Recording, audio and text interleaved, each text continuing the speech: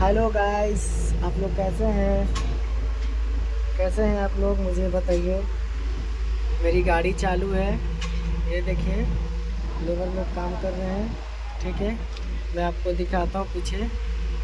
ये देखिए हमारी गाड़ी कितनी साफ़ है, बताइए आप लोग। असल में थोड़ा सा गड्ढा उड्ढा हो गया था, तो ये देखिए मेरा पानी का बोतल है। प्यास लगती है तो पीता हूँ।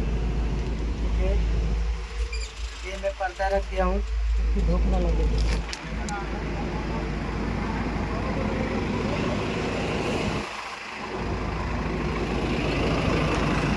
ये देखिए हमारी गाड़ी काम चालू है। और ये दूसरा साइड हो गया, बहुत पहाड़ी इलाका है अपना। ये देखिए माल गिरा हुआ है। ठीक है,